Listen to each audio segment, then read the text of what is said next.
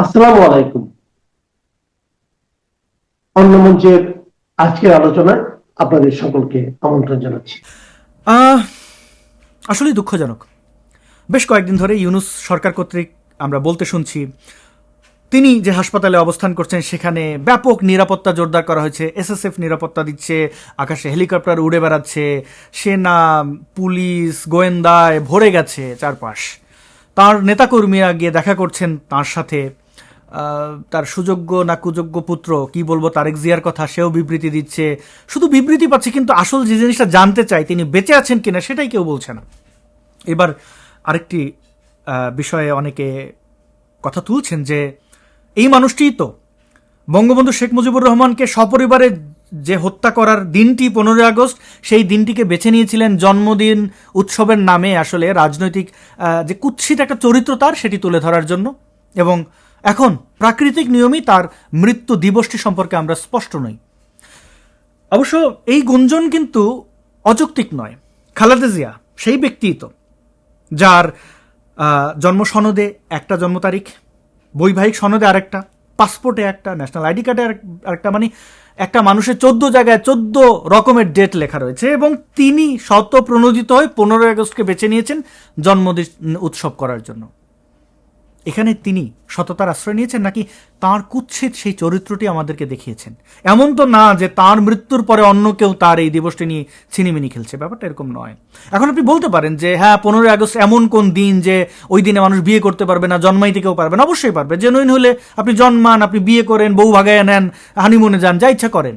কিন্তু কথা হচ্ছে একটা মানুষের 14 জায়গায় 14 দিন জন্ম তারিখ কেন হবে? হ্যাঁ আপনি বলবেন বাংলাদেশে তো এগুলো ভুলটুল হয়, দপ্তরের এই উদাসীনতার কারণে কারোর জাতীয় জন্মদিন হয়ে যায়, অর্থাৎ জানুয়ারি 1, মানে 1 তারিখ জানুয়ারির, বা স্কুলে এরকম সার্টিফিকেটসে এক ধরনের জন্মদিন, ন্যাশনাল আইডি কার্ড অন্য, বা এটা হইতে পারে একটা দুইটা জায়গায় একটু ভিন্ন। কিন্তু তাই বলে 14 জায়গায় 14 রকমের জন্ম তারিখ কেন হবে? এবং একজন প্রধানমন্ত্রী হয়ে, তিনি প্রধানমন্ত্রী থাকা অবস্থায় এই বদমাশিটা করেছেন যে 15 আগস্ট তিনি ঘটা করে জন্মদিন পালন করেছেন। তো এখন তার মৃত্যু দিবস সম্পর্কে আমরা স্পষ্ট নই, ঠিকই তো আছে। আবার কেউ কেউ বলছেন যে আসলে ব্যাপারটা এরকম না, আমাদের যে বিজয় দিবস 16 ডিসেম্বর, ওই দিনটিতে আসলে ইউনূস সরকার তার মৃত্যু দিন ঘোষণা করবে। এর আগ পর্যন্ত তাকে ওই ফালায় রাখা হবে আইসিইউতে, মানে বডিটাকে বাঁচিয়ে রাখা হবে। হইতেও পারে, কারণ এই ইউনূস গ্যাং ক্ষমতা দখলের পর থেকে পাকিস্তান কত পেয়ারা রে, পাকিস্তান হামারা বাপ হে, এটা প্রমাণের জন্য যা কিছু করতে হয় তাই করেছে। এখানে শুধু ইউনূস গ্যাং, অবশ্য এই কাওয়ার্ড মিলিটারি তো তাদেরই এই কনস্পিরেসির অংশ। শেখ হাসিনার এই 5 আগস্ট সবই জানেন, এগুলো আমাদের কাছে স্পষ্ট। তো এই যে মিলেমিশে পাকিস্তানের প্রতি প্রেম, তো সেটার একটা অন্যতম এই দিনটিও তো 16 ডিসেম্বর, যেখানে তার এই পাকিস্তানি তাদের এই এই এই বাংলাদেশে ফেলে যাওয়া তাদের সন্তানরা তাদের বাবার পরাজয় নাকে খত দিয়ে মানে স্যারেন্ডার করা বাংলাদেশ এবং ভারতীয় বাহিনীর কাছে, এবং শাস্তি খেটে তার দেশে ফিরতে পারাটা আর কি, অস্ত্র কাপড় চাপড় সব ফেলে দিয়ে যাইতে হয়েছে তাদেরকে। তো সেই গ্লানি, সেই পরাজয়, এবং সেই পরাজয়ের যে দিনটি, সেই দিনটিকে তো আসলে উৎসব হিসেবে না দেখে শোক দিবস পালন করা উচিত। তাই 16 ডিসেম্বর হয়তো তারা চুজ করতে পারে। এই সম্ভাবনাও কিন্তু আসলে অমূলক নয়। অথবা এই ভিডিও আপলোড করতে করতে শুনবেন যে তিনি মারা গেছেন। খালেদা জিয়া মারা যাবেন কি বেঁচে থাকবেন এটা নিয়ে আসলে আমার তেমন কোনো মাথা ব্যথা নাই। সাবেক প্রধানমন্ত্রী হিসেবে ওনার প্রতি আমার সম্মান আছে বা নাই তাও বলতে পারছি না, কারণ তিনি তো আসলে এমন কোনো ভালো কাজ করে যান নাই যেটা নিয়ে আসলে অ্যাপ্রিসিয়েট করব। এইবার হচ্ছে তার সুযোগ্য বা কুযোগ্য পুত্র তারেক জিয়ার কথায় আসি। তারেক জিয়া ভাইয়া, লিডার, কত কত তার নাম, তার দল গত অন্ততপক্ষে 10 বছর ধরে ঈদের পরে আন্দোলন বলতে বলতে আমাদের আসলে পেটে খিল ধরে ফেলছে হাসতে হাসতে। কোন ঈদ আমরা জানি না। এখন আবার তারেক জিয়া শুরু করেছে যে নভেম্বরে আসবো, ডিসেম্বরে আসবো। কোন নভেম্বর, কোন ডিসেম্বর, কোন ঈদের আগে না পরে সেটাও বলছে না। সর্বশেষ মায়ের এরকম দুর্যোগে, মানে মৃত্যুসজ্জায় মা, সে বলেছে সে আসবে না, এবং কারণ দেখেছে 5-6টা, যে তার ব্রিটেনে যে অ্যাসাইলাম সেটার একটা জটিলতা, ট্রাভেল পাস পাওয়া নিয়ে জটিলতা, পাসপোর্ট নিয়ে জটিলতা, বাংলাদেশের নিরাপত্তার অভাব, তারপরে আরও কি কি যেন বলল। আরে বেটা তুই কাওয়ার্ড, এটা বল, অসুবিধা কোথায়? এটা তো বাংলাদেশের সবাই জানে, তোর দলের লোকজনও জানে।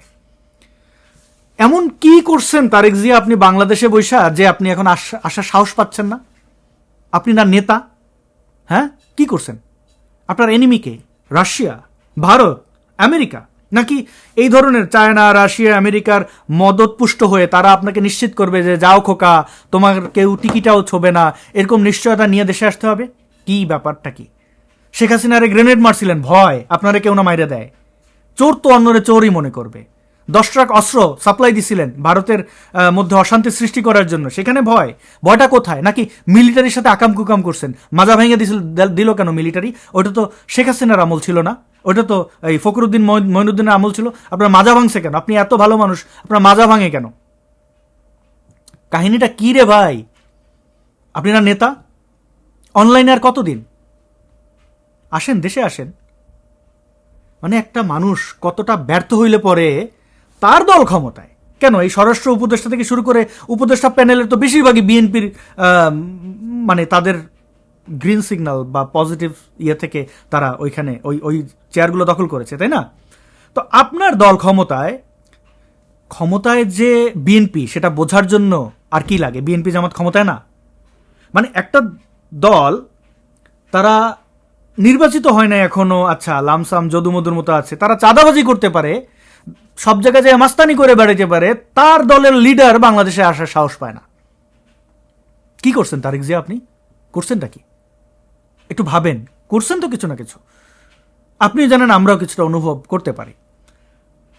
এইভাবে রাজনীতি করবেন? এবং দেখেন, এই কাওয়ার্ডগুলো সবগুলো কিন্তু রসুনের কোয়ার মতো এক জায়গায়। পিনাকির দিকে তাকান, ও বাংলাদেশে কালাজ্বরের জাল ওষুধ খাওয়াইয়া প্রায় 300 শিশু হত্যা করছে।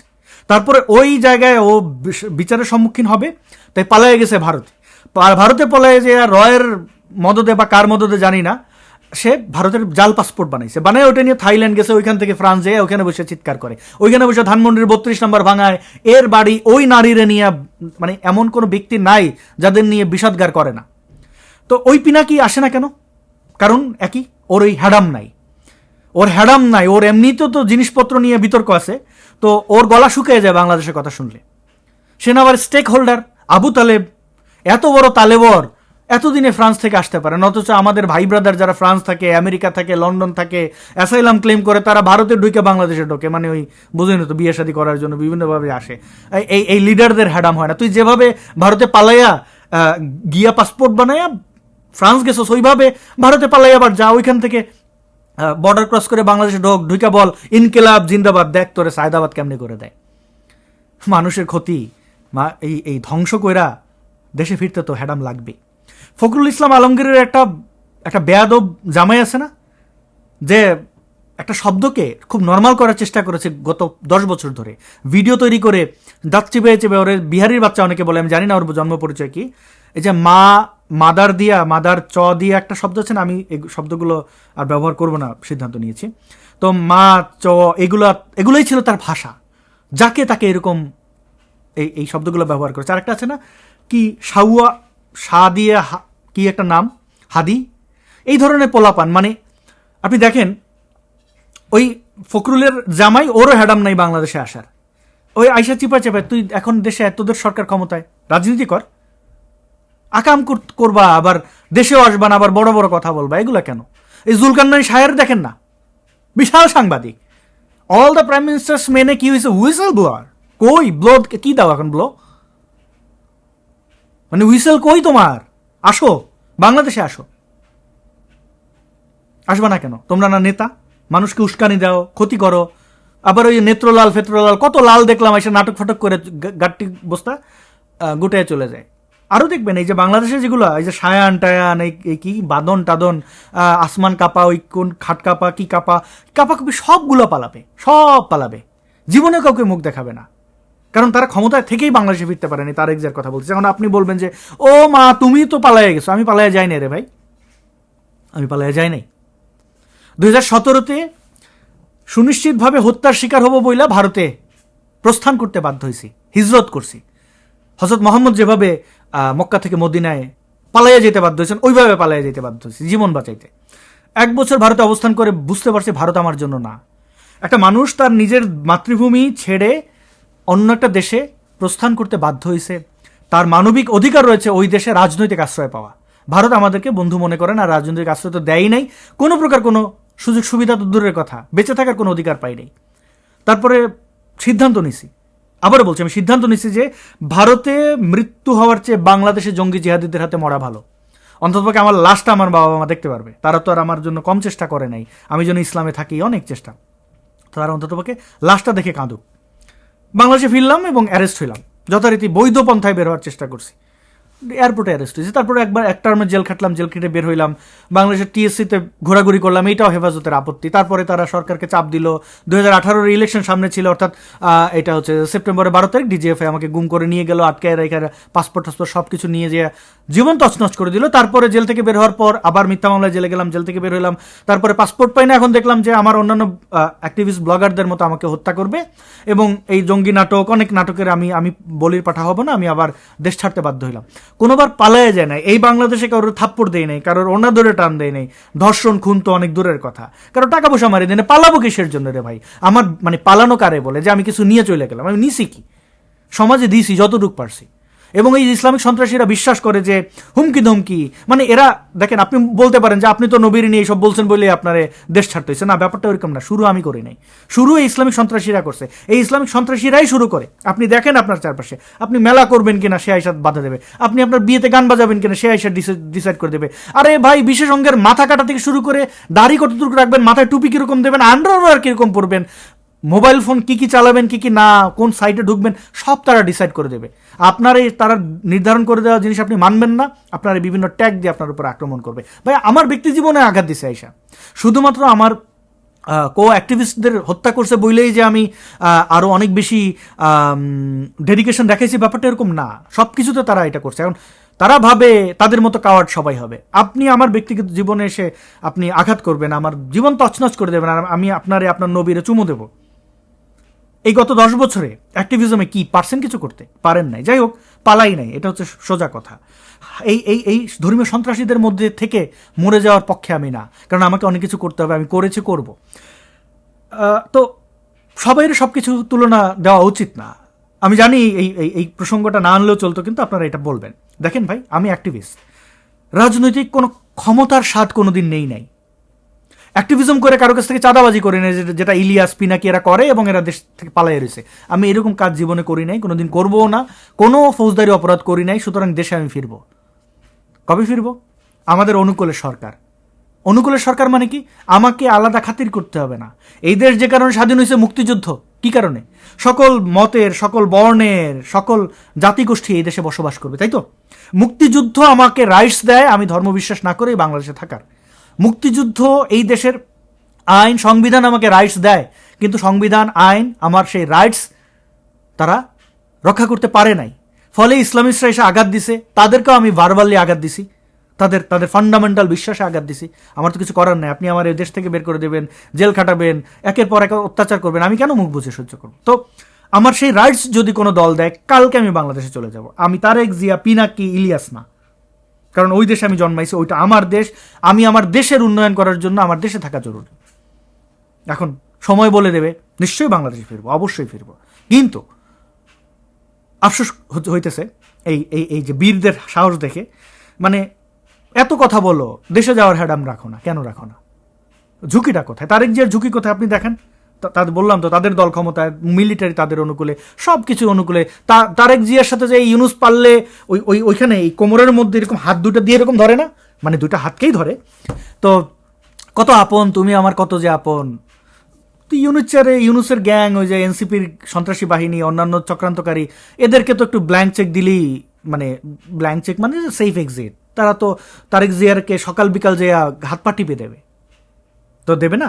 এই হচ্ছে তারেক জিয়ার হ্যাডাম। এবং শেখ হাসিনার 5ই আগস্টের ক্ষমতা পতনের পর আমি দুঃখ পেয়েছি, আমি খুশি হইনি।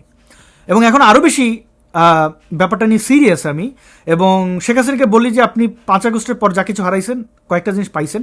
আপনার জীবনের সবচেয়ে বড় পাওয়া হচ্ছে আপনার জীবন, আপনি বেঁচে আছেন। আপনার উপরে বঙ্গবন্ধু হত্যার পরে কয়েকবার অ্যাটেম্প নেওয়া হয়েছে, 16-17 বার টার্গেট করেছে আপনাকে হত্যার জন্য। সবচেয়ে ভয়াবহ ছিল 21শে আগস্ট, এগুলো আমাদের সামনে লাইভ দেখা। তো তারপর আপনি বেঁচে আছেন। এমনকি এই সকল বিপ্লব, 5ই আগস্ট আপনার হত্যার একদম চূড়ান্ত, মানে এই হত্যা যে আপনাকে করতেই হবে তার পর তো আমেরিকাও তৈরি করছিল, তো সেখান থেকে আপনি বাঁচছেন। আপনি অনেক আনন্দিত থাকেন আপনার জীবন নিয়ে যে আপনি বেঁচে আছেন, এবং এটা আমাদের জন্য স্বস্তির খবর, আপনি বেঁচে আছেন। এরপরে যদি কোনো কিছু আপনি মনে করেন আপনার অ্যাচিভমেন্ট বা আপনি পাইছেন কোনো কিছু না করে, তার মধ্যে অন্যতম হইতে পারে খালেদা জিয়া এখনও আপনার আমলে মারা যায় নাই। কারণ শেখ হাসিনা ক্ষমতা থাকা অবস্থায় এদের কান্নাকাটি করতে দেখেছি যে খালেদা জিয়াকে বিদেশে যেতে দিচ্ছে না, কত বড় মানবাধিকার লঙ্ঘন হচ্ছে এই সেই। এখন না, এই কয়দিন আগে খালেদা জিয়া সেনাগুঞ্জ থেকে ঘুরে আসলেন, এবং অনেকেই বলছে সেনাগুঞ্জে গেছে ওইখানে তার পয়জন ঢুকাই দিয়েছে শরীরের মধ্যে, যে কারণে সে এখন চিত হয়ে পড়ছে। হইতেও পারে, না হইতে পারে, আমার কাছে কনক্রিট কোনো এভিডেন্স নাই। হাইপোথেটিক্যাল কথাবার্তা আমি যাব না। বাস্তবতা হচ্ছে যে খালেদা জিয়া সেনাকুঞ্জে যাইতে পারেন, তার চিকিৎসার জন্য বিদেশে নিয়ে গেলেন না কেন তারেক? মাকে পাশে রাখেন, এই শেষ সময় আপনি পাশে রাখবেন না? আমার তো সেই সামর্থ্য নাই, থাকলে আর আমার মা যদি আমার এই ধর্মীয় অবিশ্বাস মেনে নিতেন, আমি মায়ের পাশাপাশিই থাকতাম। তো আপনি তো সেটা করলেন না, এবং শেখ হাসিনা তো বেঁচে গেছেন এইরকম একটা অপবাদ থেকে। নইলে এখন এই অসুস্থ তো সবাই বলা বলি করতো, বুদ্ধিজীবী থেকে শুরু করে টুদ্দিজীবী, টুপিওয়ালা থেকে শুরু করে ধুতিওয়ালা, সবাই বলতো যে আর হাসিনা মাইরে ফেলছে খালেদা জিয়ারে, এখন অ্যাকুরিয়ামে বা মমি করে রেখে দিছে। এই অপবাদ থেকে শেখ হাসিনা আপনি বেঁচে গেছেন, এইটা আজীবনের অপবাদ, যেটা আপনি কোনোদিন মুছতে পারতেন না। আপনার বিরুদ্ধে আরও অনেক অপবাদ ছিল, গুম টুম, যদিও আমি গুমের শিকার হয়েছি অল্প সময়ের জন্য, গুম যে আপনি করছেন এটুকু সত্য, কিন্তু যেগুলো দেখানো হয়েছে আয়নাঘর ফায়নাঘর, এই যে রাবিশ জিনিসপত্র, সেখান থেকে আমি আরও অনেক কিছু জিনিস স্পষ্ট হয়েছি। আপনি মানুষকে হত্যা করতে বলছেন, সেই কল রেকর্ডও আমি সুলতানুর রহমানের সেই পর্বটি আপনারা অনেকেই দেখেছেন, রিপোর্টটি, যেখানে দেখা যাচ্ছে যে আসলে শেখ হাসিনা বলছেন যে আমি মানুষ মেরে ক্ষমতায় থাকবো না। অনেক কিছু শুনছি আপনার ব্যাপারে, অনেক কিছু দেখলাম, এই জীবনে অনেক কিছু দেখতে হবে।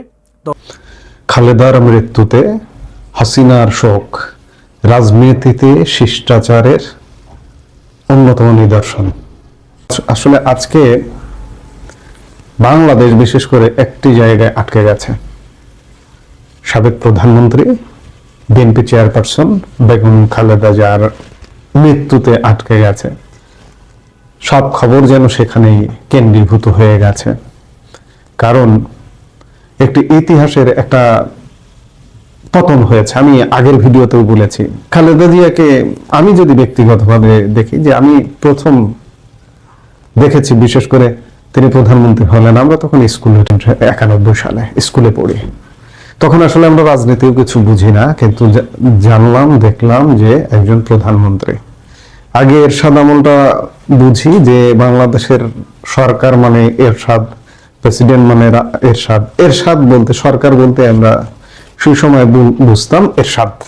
জিয়াউর রহমানের আমলের কথা আমার কোনোভাবেই স্মরণ নেই, তার মৃত্যুর কথাও, মৃত্যুর খবরও আমার মেমোরিতে নাই। তখন হয়তো সবে জন্ম নিয়েছি, 2-1 বছর বয়স। যাই হোক, খালেদা জিয়ার আমলটায় তখনও রাজনীতি বুঝি না। 91-এর প্রথম মেয়াদের প্রধানমন্ত্রী যখন, তখনও রাজনীতি কি জিনিস, কি সরকার, কি দল আসলে বুঝি না। তারপরে আস্তে আস্তে একটু বুঝতে ধরলাম, দেখলাম যে একজন প্রধানমন্ত্রী খালেদা জিয়া, সেই মেয়াদ গেল, এরপরে আওয়ামী লীগ ক্ষমতায় এলো। আওয়ামী লীগ ক্ষমতায় দায়িত্ব পালন করে অত্যন্ত সুন্দরভাবে 5 বছর দায়িত্ব পালন করে তত্ত্বাবধায়ক সরকারের হাতে ক্ষমতা দিল আওয়ামী লীগ, আবার বিএনপি ক্ষমতা এলো। এই দেখলাম 2001-06 স্মৃতিটাই আসলে রাজনীতি কি জিনিস বা রাজনীতির নোংরামি কি জিনিস, সেটা 2001-06 আমলটাকে বুঝি। 91-96 আমলে খালেদা জিয়ার শাসন আমলটা খুব সম্ভবত ভালোই ছিল। অবশ্যই তিনি বাংলাদেশের 55 বছরের শাসন আমলের 10 বছর তিনি শাসন করেছেন, দেশ চালিয়েছেন। এই জন্য তিনি ইতিহাসের অংশ হয়ে থাকবেন। খালেদা জিয়ার মৃত্যুতে রাষ্ট্রীয়ভাবে 3 দিনের শোক ঘোষণা করা হয়েছে ইতিমধ্যে। আগামীকাল বুধবার সারা দেশে সাধারণ ছুটি ঘোষণা, আপনারা সংবাদ মাধ্যমের কল্যাণে জেনেছেন।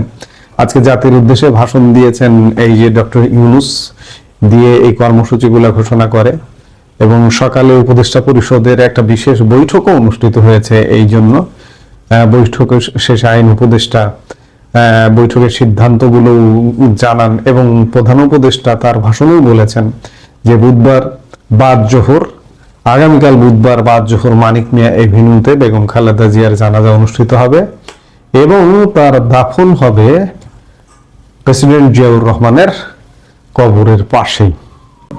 আজকে খালেদা জিয়ার মৃত্যুতে সবচেয়ে বেশি যেটি আমার কাছে ভালো লেগেছে। উগ্রবাদের চর্চা আছে, বিএনপিতে আছে, আওয়ামী লীগে আছে, কিন্তু উগ্রবাদের চর্চার বাইরে শেখ হাসিনা খালেদা জিয়ার মৃত্যুতে গভীর শোক এবং সমবেদনা জানিয়েছেন। আজকে আওয়ামী লীগের অফিসিয়াল ফেসবুক পেজে পোস্ট দিয়ে জানিয়েছেন, বিএনপি চেয়ারপারসন ও সাবেক প্রধানমন্ত্রী বেগম খালেদা জিয়ার মৃত্যুতে গভীর শোক প্রকাশ করছি। এটি আওয়ামী লীগ সভানেত্রী শেখ হাসিনার শোক বার্তা। বাংলাদেশের প্রথম নারী প্রধানমন্ত্রী হিসেবে ও গণতন্ত্র প্রতিষ্ঠার আন্দোলনে তার অবদান অপরিসীম। তার মৃত্যুতে বাংলাদেশের বর্তমান রাজনীতিতে এবং বিএনপি নেতৃত্বের এক অপূরণীয় ক্ষতি হলো। আমি বেগম খালেদা জিয়ার আত্মার মাগফিরাত কামনা করছি। আমি তার ছেলে তারেক রহমান ও পরিবারের অন্যান্য শোকাহত পরিবারের প্রতি গভীর সমবেদনা জানাই। আশা করছি মহান আল্লাহ তার পরিবারের সদস্যদের এবং বিএনপি পরিবারের সবাইকে এই শোক কাটিয়ে উঠতে সহায়তা করবেন। শেখ হাসিনার বার্তা। একই সাথে শেখ হাসিনা পুত্র সজীব ওয়াজেদ জয়, যাকে আওয়ামী লীগের আগামীর কাণ্ডারি মনে করা হয়, তিনিও আজকে খালেদা জিয়ার মৃত্যুতে একটি অত্যন্ত ইতিবাচক বার্তা দিয়েছেন। তিনি লিখেছেন, বিএনপি চেয়ারপারসন বেগম খালেদা জিয়ার মৃত্যুতে শোক সন্তপ্ত পরিবারের সদস্যদের গভীর সমবেদনা জানাচ্ছি। দেশের এই সংকটময় মুহূর্তে যখন সাধারণ মানুষ নিরাপত্তার অভাবে ভুগছেন এবং দেশকে অস্থিতিশীল ও বিরাজনীতিকরণের অপচেষ্টা চলছে, তখন তার এই চলে যাওয়া বাংলাদেশের উত্তরণের পথে এক গভীর প্রভাব ফেলবে। অতীতের নানা বিরাজনীতিকরণ প্রক্রিয়ার শিকার হওয়া সত্ত্বেও নিজের দীর্ঘ রাজনৈতিক জীবনে তিনি অসংখ্য সাফল্য অর্জন করেছেন এবং দেশের জন্য বিভিন্ন গুরুত্বপূর্ণ নীতি নির্ধারণ করেছেন। জাতি গঠনে তার অবদান চিরস্মরণীয় হয়ে থাকবে। তবে তার মৃত্যু বর্তমানের বাংলাদেশকে স্থিতিশীল করার প্রচেষ্টায় একটি বড় ধাক্কা। তার অসংখ্য সমর্থক ও শুভাকাঙ্ক্ষীদের প্রতি রইল আন্তরিক সমবেদনা। সত্যিকার অর্থে বাংলাদেশ এই মুহূর্তে এক রাজনীতির এক চরম যুগ সন্ধিক্ষণে। এই যুগ সন্ধিক্ষণে তখন বেগম খালেদা জিয়ার মৃত্যুটা আসলেই বেদনার। তবে আমি আগের ভিডিওতেও বলেছি যে খালেদা জিয়ার যে অনুপস্থিতিতে, এই অনুপস্থিতিটা হয়তো প্রাকৃতিকভাবে আল্লাহ বেশ আগে থেকেই এটাকে তৈরি করে ফেলেছেন। তার পুত্র তারেক রহমান অনেক দিন ধরেই বিএনপির দায়িত্ব পালন করছেন। কার্যত বলা যায় বিএনপি পরিচালনা করছেনই, বলা যায় গত এক দশক যাবৎ অ্যাক্টিভ তারেক রহমানই পরিচালনা করছেন। সেই জায়গা থেকে খুব একটা সমস্যা হবার কথা নয়, তারপরেও সমস্যা। ওই যে আমি আগের ভিডিওতে বলেছি যে দুই নেত্রীর এক নেত্রী মাইনাস হয়ে গেল, এবং এই মাইনাসে আওয়ামী লীগ সভানেত্রী শেখ হাসিনা এবং সজীব ওয়াজেদ জয় যে শিষ্টাচার দেখালেন, এটি খুব নজিরবিহীন এবং অত্যন্ত ইতিবাচক। শেখ হাসিনা এর আগেও খালেদা জিয়ার পুত্র আরাফাত রহমান কোকো যখন 2015 সালে মৃত্যুবরণ করেছিলেন, তখনও কিন্তু শেখ হাসিনা খালেদা জিয়াকে সমবেদনা জানাতে গিয়েছিলেন।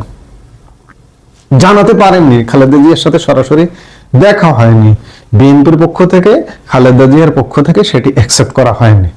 কিন্তু শেখ হাসিনা নজির স্থাপন করেছেন এর আগেও।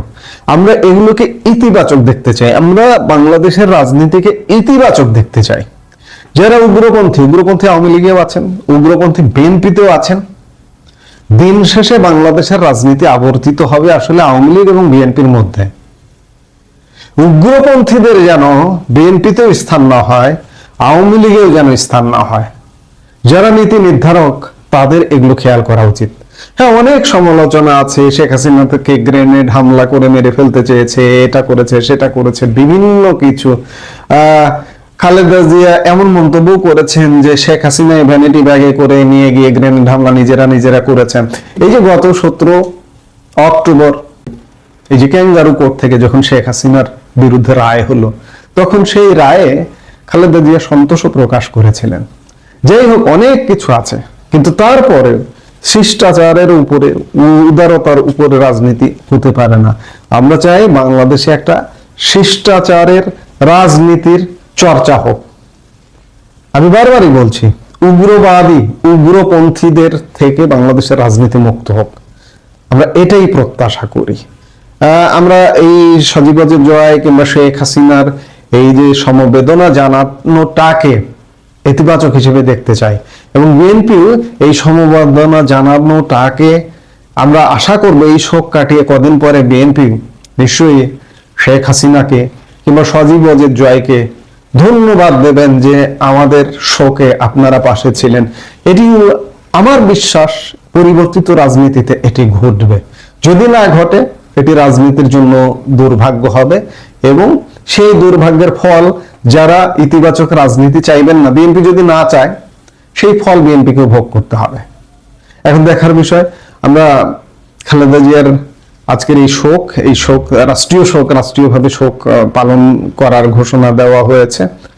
আমরা শোক জানাই, আমরা আবারও সমবেদনা জানাই। এই মুহূর্তে এ পর্যন্তই। সবাই ভালো থাকুন, সুস্থ থাকুন।